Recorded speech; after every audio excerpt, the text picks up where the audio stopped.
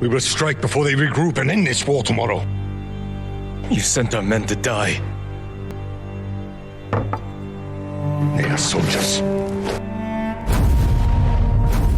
Their blood is on our hands. You have no honor. And you are a slave to it.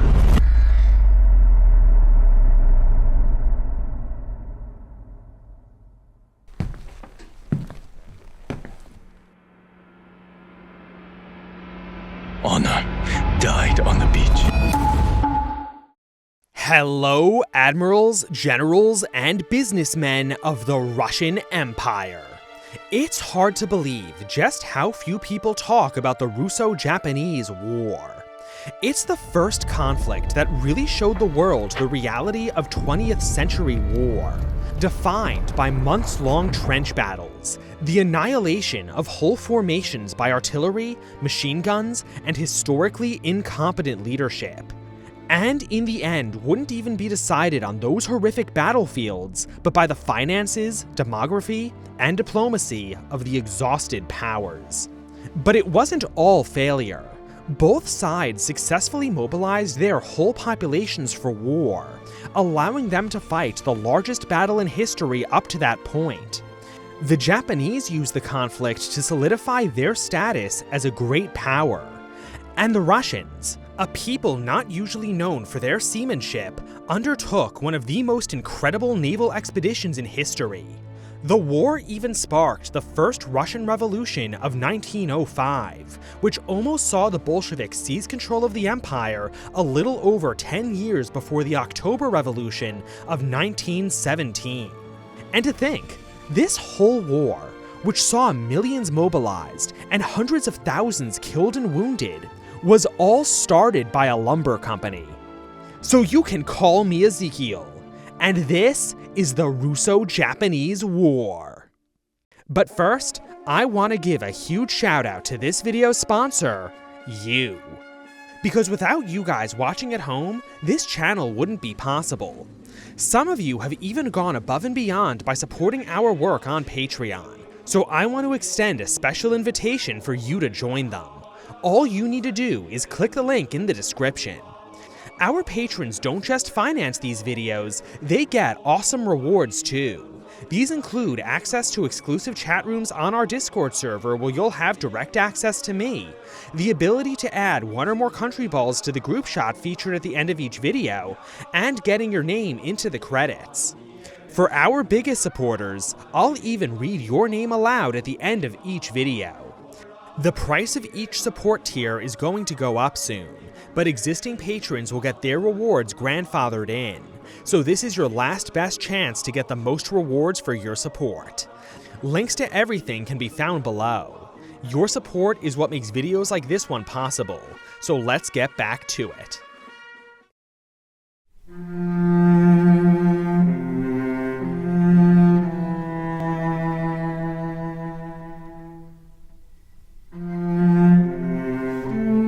So, about that lumber company. In the year 1900, Russian entrepreneur Alexander Bezobrazov became fascinated with Russia's newly acquired territory of Manchuria. So together with much of the Russian cabinet, he formed the East Asiatic Company to exploit its resources. But with such close ties to the Russian government, the company's activities were bound to upset the other great power in the region, Japan. Well aware of this, the Russian finance minister, Sergei Witta, convinced the Tsar to shut the project down. But in doing so, Witta made enemies of nearly the entire cabinet. In the ensuing political battle, the finance minister was joined by two key allies, the war minister, General Kuropatkin, and the foreign minister, Vladimir Lambsdorff. Together, they were known as the Mangy Triumvirate. But Bezobrazov had also gained his own key ally, the relatively unknown governor of Kwangtung province, Admiral Alexeyev, who, according to rumor, was the illegitimate son of Tsar Alexander II. Together, the war party revived the project as the Russian Lumber Company of the Far East. They then scored another victory when they halted Russia's plans for a withdrawal from Manchuria and even started moving new troops in. In July of 1903, Alexeyev, Bezobrazov, and Kuropatkin met in Port Arthur to discuss the situation. Kuropatkin had just finished a tour of Japan, where he witnessed their outrage firsthand. The war minister knew that he had to prevent the situation from escalating, so he ordered Alexeyev to withdraw Russian troops from the Korean border and suggested the Tsar appoint a viceroy of the Far East to be appointed with full political and military control of the region. But Alexeyev refused to follow Kuropatkin's orders and worked with Bezobrazov to subvert the office of viceroy. They helped convince the Tsar to create the office, but instead of using it to prevent a war, they made sure it was given to someone who'd guarantee it, Alexeyev himself. On the 14th of August, the dumbfounded Kuropatkin resigned. Witte was removed as finance minister 2 weeks later.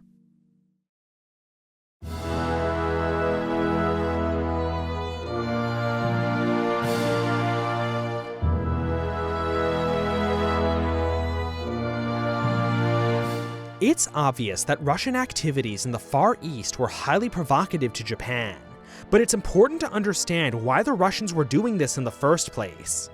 The question of naval security had always plagued the Russian Empire. With 4 separate seas to patrol, 5 if you count the Caspian, the Russian Navy was permanently divided into separate fleets, incapable of supporting each other. This problem was made even worse by Russia's Arctic geography, which meant most of her ports were icebound for part of the year. Russia's southernmost Pacific port at Vladivostok was icebound for 3 months, and even when thawed, had its oceanic access restricted by Japan. The Russians tried to break this stranglehold by landing on the Japanese island of Tsushima in 1861, but the operation was foiled by the British. The Japanese, still in their isolation phase, weren't happy about the unprovoked invasion either. More provocations came in 1891 with the announcement of the Siberian Railway project and a state visit from the then heir apparent Tsar Nicholas II. The railway served little economic function, but would prove valuable transporting armies and supplies east. Tsar Nicholas, meanwhile, arrived in Japan aboard the warships Korea and Manchuria. This so incensed one Japanese policeman, Tsuda Sanzo, that he attempted to assassinate Nicholas with a sword. Though the incident didn't stop Nicholas from leaving the country with a neat arm tattoo of a dragon, which was a common practice among soon-to-be monarchs of the time. Russians soon found the solution to its Pacific problems in Port Arthur, which was neither icebound nor required any nation's permission to access the world's oceans. The port was acquired in 1897, along with the rest of the Liaotung Peninsula, after the Russians sent a nice friendly gunboat flotilla to politely ask for it.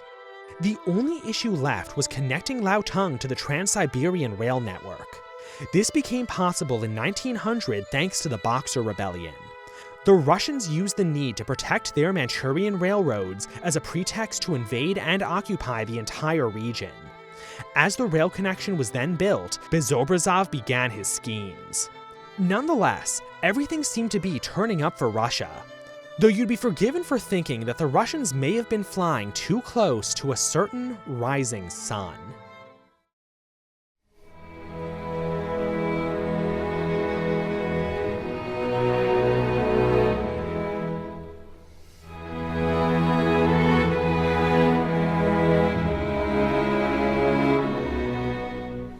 Japan's victory in the Sino-Japanese War should have heralded its entry into the club of great powers. But instead, the other great powers conspired to force Japan to sell Liaotung back to China, and the Russians further humiliated Japan by then taking the peninsula for itself. Even Japan's newly won influence in Korea was lost when the Korean king and crown prince were granted asylum in the Russian consulate.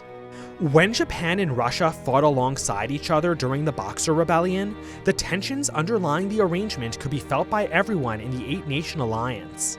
But the Japanese were not enthusiastic about fighting a war against Russia.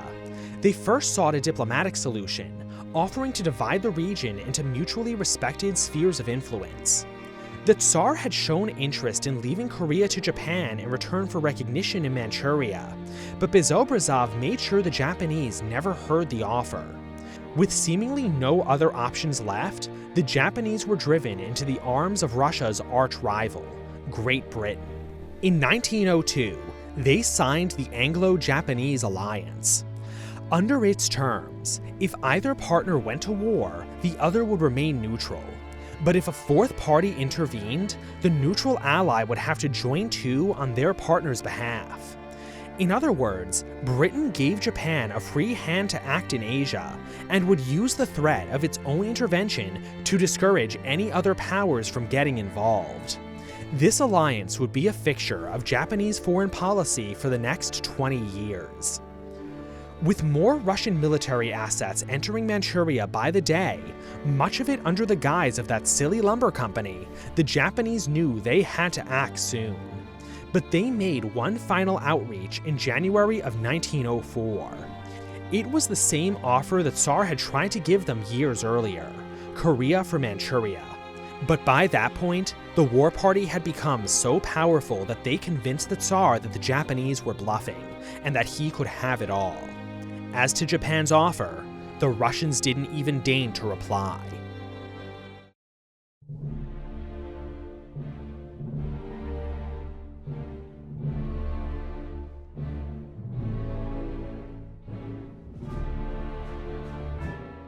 The Japanese plan was to launch the war with a surprise attack against the Russian Pacific Fleet concentrated in Port Arthur, and to simultaneously land armies in Korea.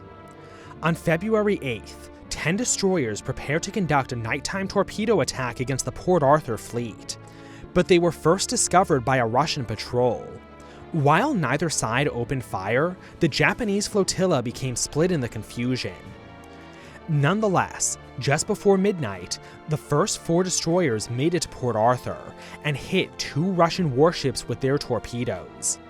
The noise attracted the remaining 6 destroyers, whose torpedoes hit another Russian ship. Out of the 16 torpedoes fired, only 3 detonated on target, but those ships happened to be important ones, 2 battleships and a protected cruiser. The damage they suffered took weeks to repair. The main Japanese fleet, led by Admiral Togo, arrived at midday on the 19th, damaging more of the Russian fleet with gunfire. That same day, a small flotilla arrived at Cheolpo in Korea, near the landing site of Japanese troops the previous day. Now, the Japanese informed 2 Russian warships in the bay that their countries were at war, meaning they were legally obliged to leave the neutral port. After hopelessly sallying out to attack the superior Japanese fleet, both Russian ships were scuttled. In spite of those successes, the Japanese surprise attack was not nearly as effective as hoped for. Like in the Sino-Japanese War, Japan's island home meant they'd have no chance of success on the mainland without securing control of the seas. With the Russian fleet still intact, it could at any moment sally out, sink the Japanese fleet, and doom the whole Japanese war effort. And that's exactly what the new Russian admiral planned to do.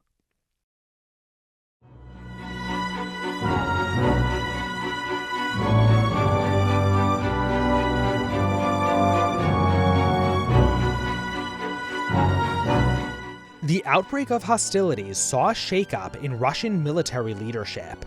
General Kuropatkin, the former war minister who tried to stop this conflict in the first place, was appointed Lord Commander of Manchuria, while command of the Pacific Fleet was handed over to Vice Admiral Makarov, a man so well respected that Admiral Togo already had a copy of his book in his cabin. Makarov immediately set to work training the incompetent Russian fleet into a battle-ready force, and ended its passivity by sending out patrols to contest the seas. Makarov's energetic leadership and training saw Russian competence and morale soar. Given enough time, he may have been able to defeat the Japanese fleet, but the situation changed on April 13th. That day, a lost Russian destroyer was caught and sunk by 4 Japanese destroyers. The sounds of the fighting attracted Makarov's fleet. The cruisers drove off the Japanese destroyers as the slower-moving battleships caught up behind them. Now, both sides had begun the conflict with high hopes for their torpedoes. Obviously, those were a disappointment, but the humble sea mine had surpassed all expectations.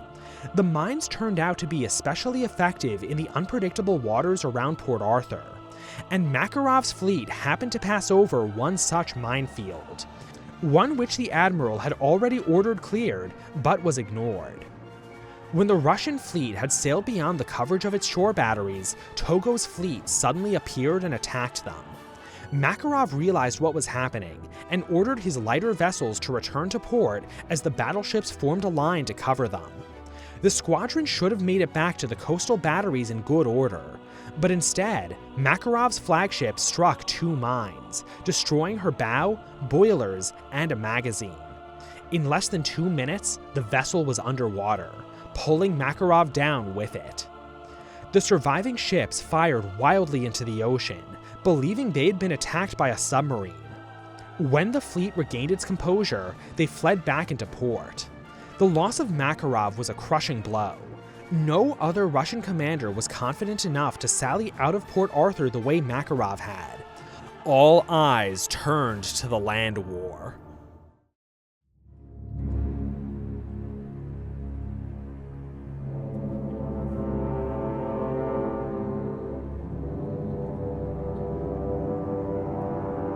Manchuria was not an easy place to fight a war.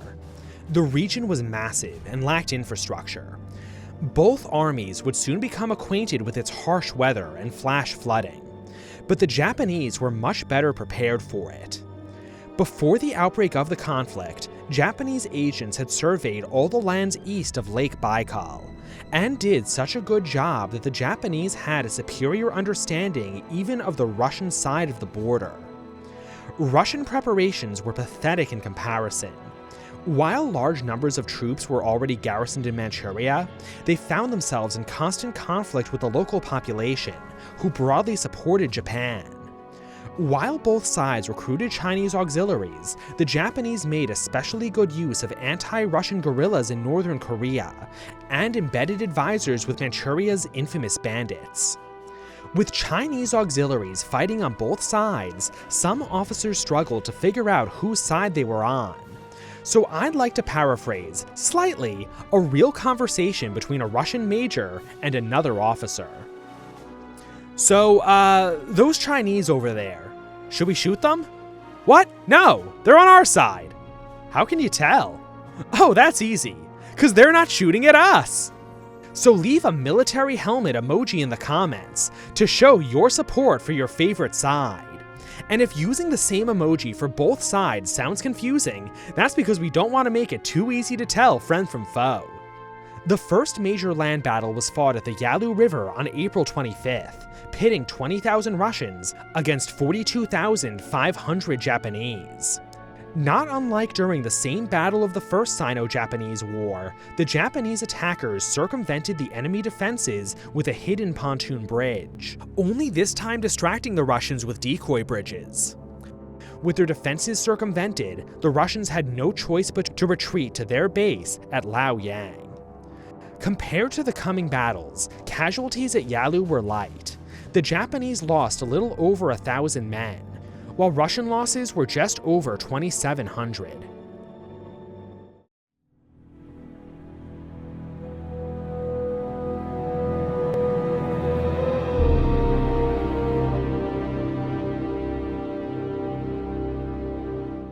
In yet another repeat of the Sino-Japanese War, Japanese troops landed on the Liaotung Peninsula very close to the landing zones of 1884.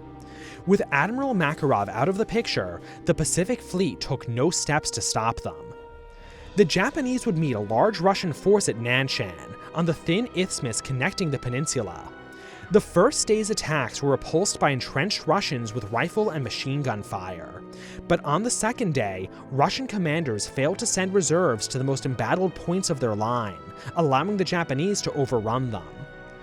This retreat was where the real disaster happened. Some Russian units refused to fall back, getting overrun for their trouble, while other formations panicked and routed. At one point, the destruction of an ammunition dump was carried out so incompetently that 30 men and a major were killed in the explosion. Shortly after the capture of Nanshan, Japan's General Nogi arrived to lead the assault on Port Arthur. He had led the city's capture back in 1894, taking it in just a few days and with only 15 casualties. But the general's arrival on the peninsula would not be a happy one, as Nogi had just lost his eldest son fighting at Nanshan. There was little time to mourn though, so after a brief pilgrimage to the site of his grave, Nogi prepared to capture Port Arthur for the second time.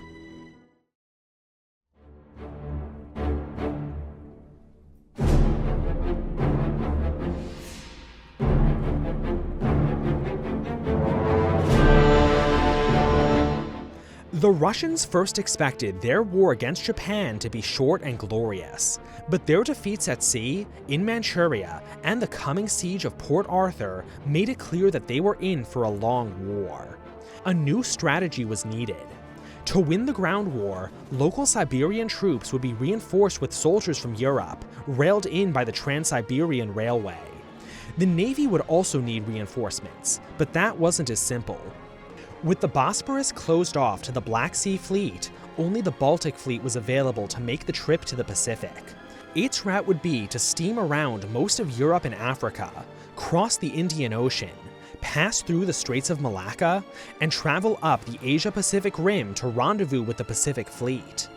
This would have been a massive undertaking for any nation, but for Russia, it was technically impossible. They were the only major seafaring nation without a globe-spanning empire, which was needed to refuel and resupply this sort of expedition. Luckily, the French and Germans stepped up to help. Both were interested in the money that could be made from coaling the Russian fleet, but they also had strategic reasons to help.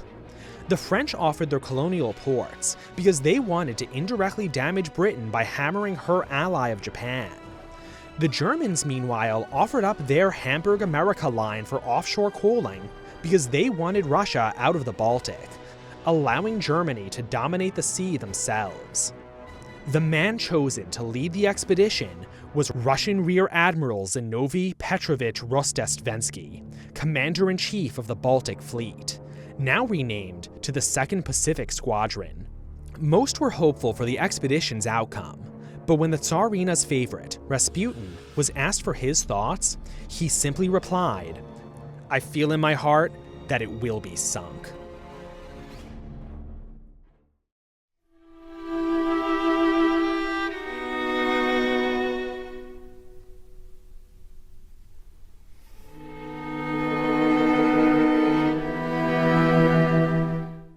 Back in Asia, the rivalry between Alexiev and Kuropatkin was getting worse. Kuropatkin had given Port Arthur a large garrison and plenty of supplies, so it could divert Japanese troops for as long as possible, allowing him to defeat the Japanese army in detail. But Alexiev was a navy man. To him, the fleet in Port Arthur wasn't a distraction, but the key to winning the war. He wanted Kuropatkin to relieve the city as soon as possible. However, both men's plans were upset by Governor Stoessel of Kwangtung Province. He illegally usurped command in Port Arthur and proceeded to run the defenses with horrible incompetence. Stoessel terrorized his troops and created a rift between the army and navy that damaged everyone's morale. At the same time, he was turning blockade runners away from the city even though they were bringing in fresh supplies. Stoessel ignored Kuropatkin's orders to leave the city. And, even worse, the Tsar implicitly backed Stoessel by granting him the Order of St. George 3rd class and appointing him aide-de-camp, forcing Kuropatkin to drop the issue. Even though Alexiev, as viceroy, outranked the mere Lord Commander Kuropatkin, their dispute would have to be settled by the Tsar at a council of war. They decided to take the best of both men's plans, throw them out, and implement the most self-defeating strategy possible. They ordered the Pacific Fleet to leave Port Arthur for Vladivostok, but ordered Kuropatkin to relieve the now strategically insignificant city anyway, so as to maintain Russia's international prestige. Kuropatkin's army was in no position to launch any offensives, but orders were orders. So on June 14th, the Japanese met the Russians at Telisu and easily defeated them, killing 477, wounding 2,240, and capturing 754 Russians, all at the cost of just 217 dead and 946 wounded. The attempt to evacuate the fleet didn't go much better. On August 10th, shortly after the squadron left port, Togo's fleet attacked. This Battle of the Yellow Sea showcased just how far the Pacific Squadron had fallen since Makarov's death. Languishing in port without exercise had severely compromised the fleet's ability to fight. And, as if the loss of Makarov wasn't bad enough, the fleet's new commander, Admiral Wittgaft, was killed by a Japanese shell, throwing the fleet into confusion. Most retreated back to Port Arthur, but a few broke for Vladivostok, only to get themselves interned at neutral ports.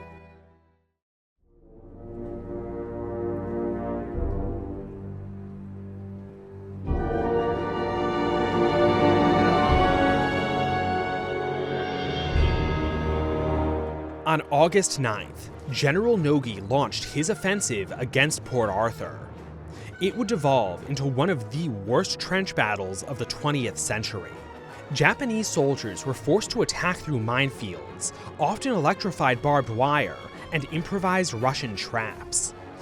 All the while, Russians protected by forts and trenches poured artillery, machine gun, and rifle fire down upon them.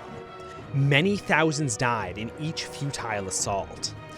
Night attacks didn't fare much better, as the Russians revealed the Japanese troops with searchlights, magnesium flares, and star shells. In spite of all of that, Nogi continued to feed men into the meat grinder.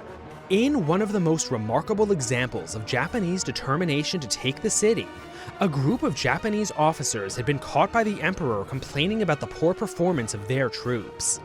The emperor told them that as officers, they should not complain, but take matters into their own hands. A reproach like that from their emperor could only mean one thing. In the 20th century, these officers donned their families' traditional samurai armor, picked up their samurai swords, and charged across no man's land at the Russian trenches, where the somewhat stupefied defenders cut them down with gunfire. By the end of August, 16,000 Japanese were killed trying to take the city, a figure that rises to 30,000 when you include the deaths from disease and surrounding battles. Among the dead was Nogi's second and only remaining son. All of this was humiliating and heart-wrenching for the old general. Only personal intervention from Emperor Meiji himself kept Nogi in command, but pressure continued to mount. Russian reinforcements in the north meant that Japan's Manchurian army was becoming increasingly outnumbered every day. If Nogi didn't break Port Arthur soon and march to combine forces with the Manchurian army, disaster was sure to follow.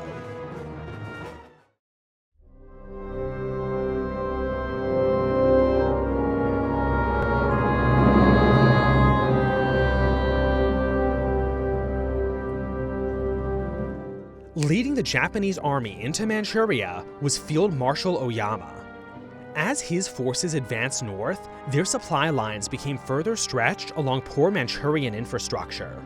Combined with appalling rainfall, the troops started to suffer. Sick and weak soldiers fell by the wayside, only to be washed away in flash floods. The Russians at Liaoyang weren't handling the weather any better, mostly hiding indoors. All the while, Alexeyev and Kuropatkin continued to argue. Alexeyev wanted to launch more offensives against the Japanese, but Kuropatkin pointed out how horrible a state the army was in. So they struck a compromise and agreed to fight Oyama's army where they stood. As it turned out, the Russians weren't actually in bad a position as Kuropatkin had thought. Poor Russian intelligence led the Lord Commander to believe that he was outnumbered by the Japanese, when in reality, he had the larger army.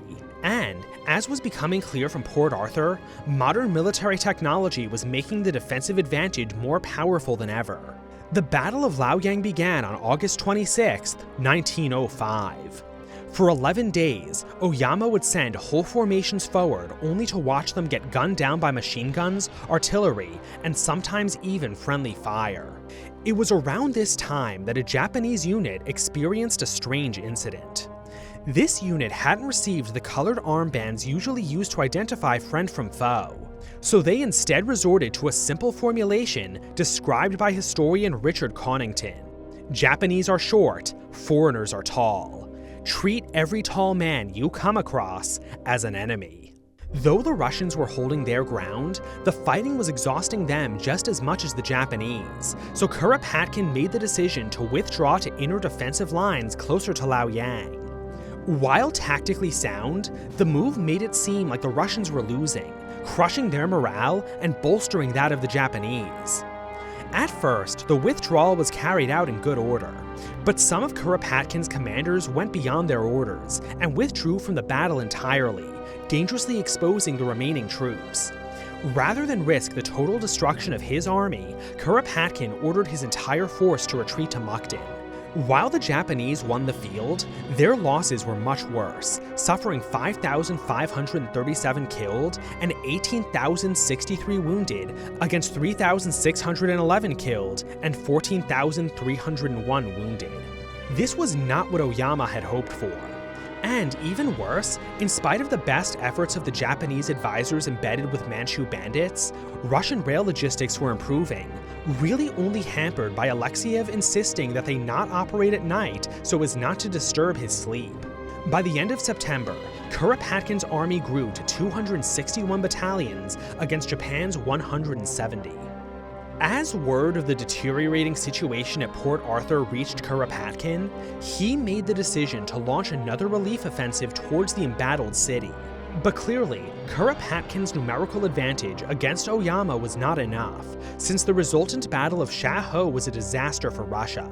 Kuropatkin's forces suffered 11,000 dead and over 30,000 wounded against Japan's less than 4,000 dead and 16,500 wounded. The only good news for Kuropatkin was that on October 25th, Alexeyev resigned his command, finally leaving Kuropatkin to lead the war without interference. Or at the very least, that's what the Lord Commander thought would happen.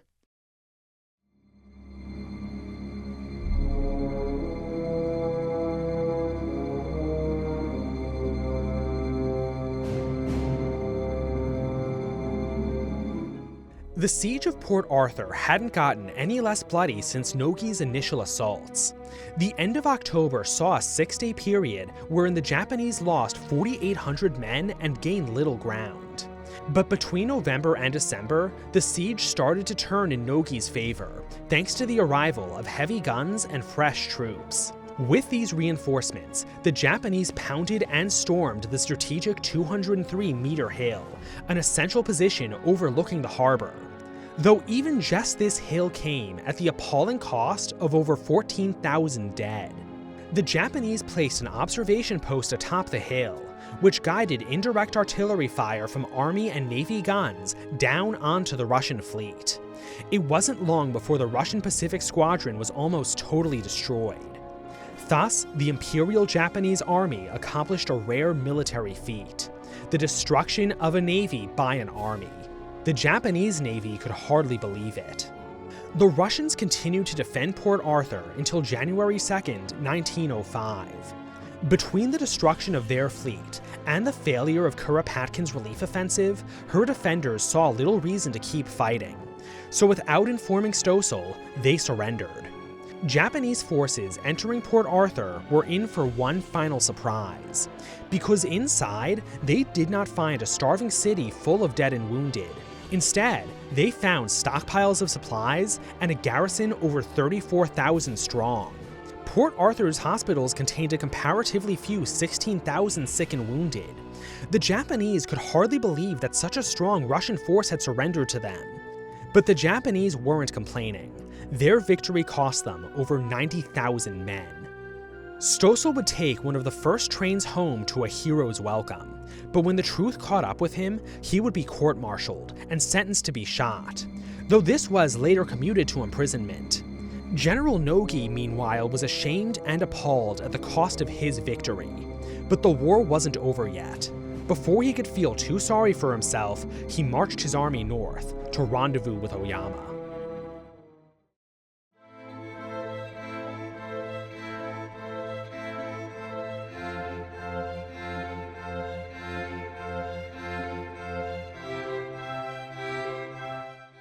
Back in Europe, Admiral Russo-Japanese was getting the 2nd Pacific Squadron underway.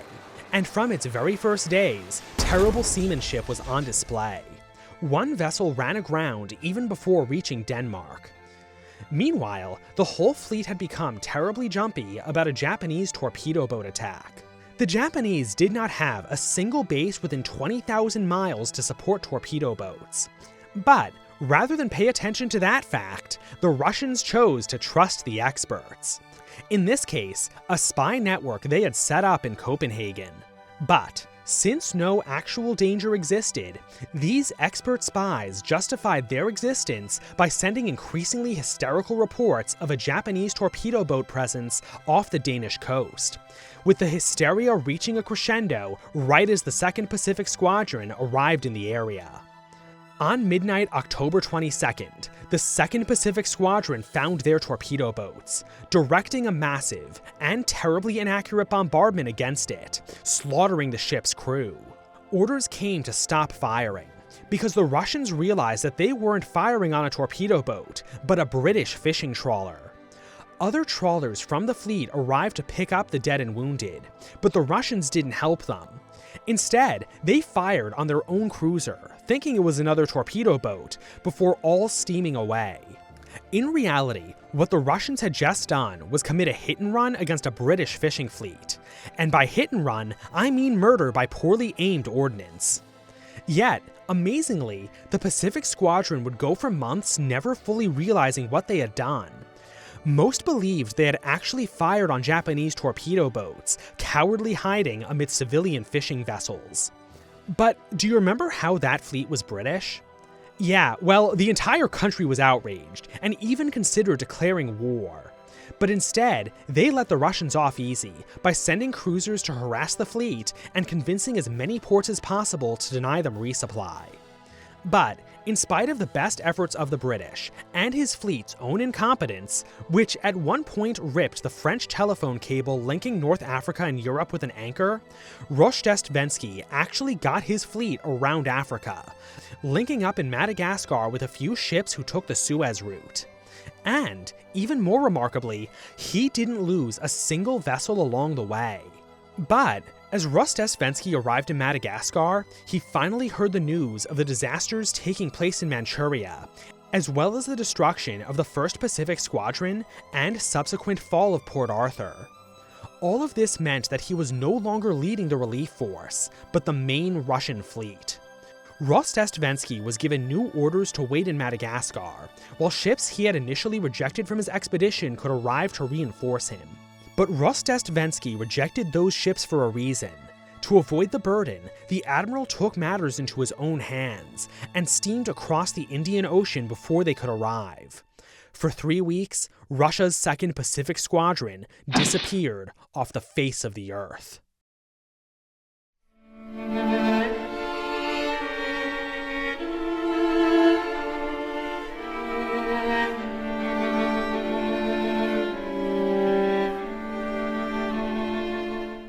Finally free of Alexeyev's meddling, Kuropatkin launched another offensive on the 25th of January. This one looked promising, with the Russians enjoying their largest numerical advantage yet. But even though Alexeyev was gone, this offensive's commander, Grippenberg, turned out to be just as big a nuisance. The offensive was blunted by heavy snow, poor intelligence, and Grippenberg's own incompetence. One of the key objectives was to capture the town of Sendepu, but Grippenberg accidentally captured the wrong village, reported it as a victory, and only realized his mistake after the Japanese reinforced the town. Then, instead of cutting his losses, Grippenberg proceeded to lose 6,000 men in a failed attempt to take it. When Grippenberg finally gave up and ordered a withdrawal, the Japanese had organized a counterattack, inflicting especially grievous losses on the retreating Russians. When it was over, the Japanese lost just 9,000 men, all against Russia's 20,000. Then, as if losing the battle wasn't enough, Grippenberg resigned his command, returned to Russia, and published an account of events casting himself as a hero and blaming Kuropatkin for the defeat. But not even that was enough to break the Russian war effort. By February, the war in Manchuria had reached titanic proportions. Even on the verge of the 1905 revolution, Russian finances and manpower reserves were still in good condition, allowing Kuropatkin's army to grow to over 257,000 infantry, 16,000 cavalry, and 1,200 guns. Meanwhile, Japan had been pushed to its very limit just to keep up. The arrival of Nogi's forces brought Oyama up to 200,000 infantry, 7,300 cavalry, and 992 guns. But the home islands were exhausted of money and manpower, meaning no more help was coming. And at the same time, Japan's creditors in the United States and Great Britain were demanding an end to the war. Oyama was forced to craft an ambitious plan: a double envelopment of the entire Russian army. Though some of you in the audience may better recognize this maneuver as a Hoi 4 Reddit encirclement.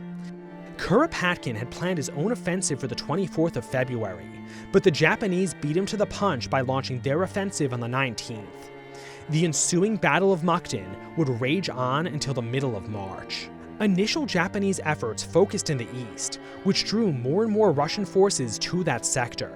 When Kuropatkin's western flank became sufficiently weakened, Nogi's army on the Japanese left attacked and overran it, forcing Kuropatkin to order a general retreat. The Russians maintained good order at first, but as Japanese troops caught up, they fired into the close-packed Russian ranks, spreading panic throughout the army. Throughout the entire conflict, one of the things Kuropatkin had shown great skill in was organizing retreats. He seldom left men or heavy equipment behind. That was one of the key reasons why his army was able to grow so large despite losing so many battles. Mukden almost put a black mark on that record, with parts of his army falling into a rout. Heavy equipment was left behind, and 20,000 Russians would end up caught in the Japanese trap and captured. In its time, the Battle of Mukden was the largest battle in history, and saw casualties to match. Both sides suffered an appalling 30% casualty rate.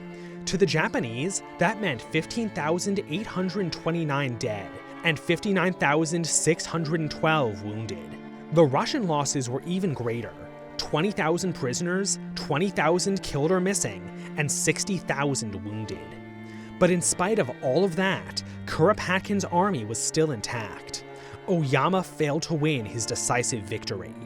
And at sea, Rostestvensky and the 2nd Pacific Squadron meant that Russia still had a shot at victory.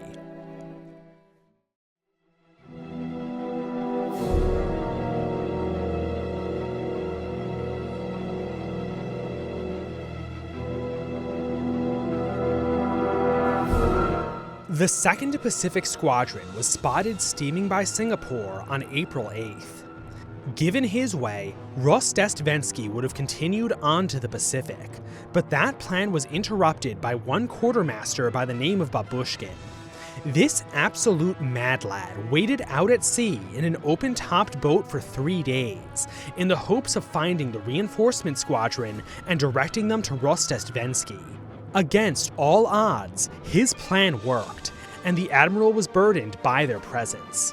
The now much slower fleet steamed north, hoping to pass through the Straits of Tsushima to reach Vladivostok, but unfortunately, Admiral Togo met them in the strait.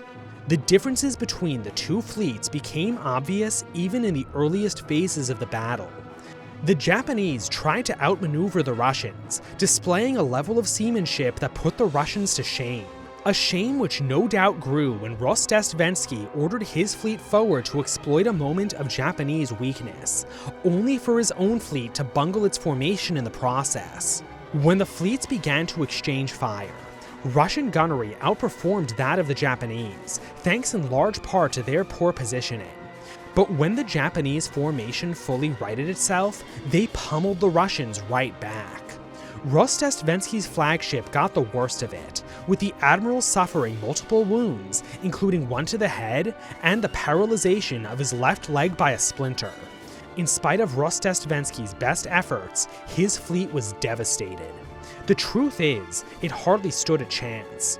The Japanese only ceased fire when the surrendering vessels turned off their engines, but others tried to escape to Vladivostok, including one vessel carrying the wounded Rostock-Svensky.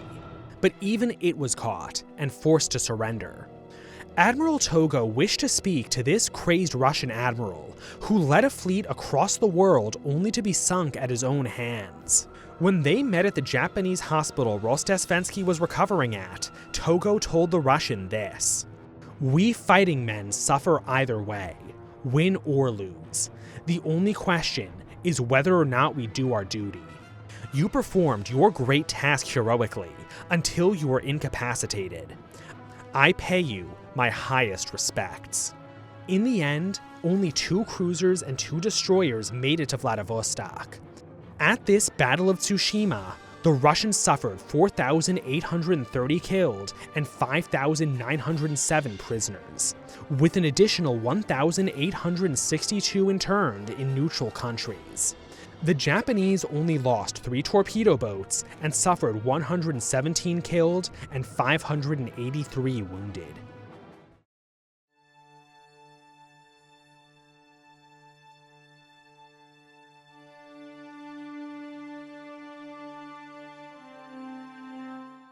In spite of winning virtually every battle on land and sea, the Japanese failed to win a total victory in the war. Oyama's failure to decisively defeat Kuropatkin would have especially dire consequences at the negotiating table. With her finances in ruins, Japan's only chance at solvency was to secure an indemnity in the peace deal. So to strengthen her hand, Japan occupied Sakhalin Island in July, and extended the British alliance by another 10 years. The peace talks would be hosted by the Americans in Portsmouth, New Hampshire. Coming back to represent the Russians was Sergei Witte, the former finance minister who tried to stop this war from happening in the first place. Now, he was going to be the man to end it. Japan's demands were this: they wanted a free hand in Korea, a Russian withdrawal from Manchuria, the handover of Sakhalin Island, and an indemnity large enough to cover their war expenses. But Witte both knew how bad Japan's finances were and how to exploit them. The Russian delegation spread rumors that the Japanese were avaricious and had only fought the war for financial reasons. So when the Japanese terms, which were supposed to be secret, got leaked, the Japanese became the target of international outrage. As a result, Japan was left with no choice but to drop the indemnity. The final Treaty of Portsmouth looked like this. The Russians would leave Korea to Japan and hand over both the Liaotung Peninsula and half of Sakhalin Island. Both sides would withdraw from Manchuria, and Japan would get a stake in the southern section of the Manchurian railways. That was it. Just like in the Sino-Japanese War, the Japanese had waged an incredible military campaign with a practically unbroken string of victories, only to gain nothing but a few colonial possessions and financial ruin. When the news broke, there were riots in Japan. As if to cap off the humiliation, Admiral Togo's flagship, the Mikasa, was accidentally blown up in Sasebo Harbor, killing 251 crewmen. The whole Japanese cabinet, including the Prime Minister, was forced to resign. Russia, meanwhile, was forced to endure the 1905 revolution. While it would be put down with force, the revolutionaries would come back with a vengeance in 1917. Behind Russia, the biggest loser of the Russo-Japanese War was Korea. Without any great powers to play the Japanese off of, maintaining any semblance of independence became impossible. The nation would be annexed into the Japanese Empire in 1910. And finally, General Nogi's story is of particular interest. The old general had lost both sons taking the Liaotung Peninsula. The tens of thousands of men he lost at Port Arthur also weighed heavily on his conscience. Upon his return to Japan, the general begged Emperor Meiji to grant him permission to commit suicide, but the emperor refused, instead elevating the old man to the status of count. Nogi would spend his final years at the Piers School, where he'd educate Japan's noble youth. While there, he'd play an especially important role in the education of Japan's future emperor, Hirohito. But after the funeral of Emperor Meiji, Nogi was free to commit seppuku alongside his wife, following the old samurai practice of junshi, following one's master into death. And that's the Russo-Japanese War. This video was funded by the Russian Lumber Company of the Far East as a part of their propaganda to justify war against Japan, including their board members G.S. Rogers, Josiah, Pater, Petri von Steiff, the Raven Union, Swiss Cheesis, the Union of X, and Viceroy Ethan Albert. Links to where you can join them are in the description. Remember, prices are going up soon, so this is your best chance to lock in the most rewards for your support. Like, comment, subscribe, and hit the bell for more. I'll see you in the next one. 雪の新軍氷を踏んでこれが川や波さえ知れず馬は倒れる捨てても置けずここは日本ぞみが敵の国ママよ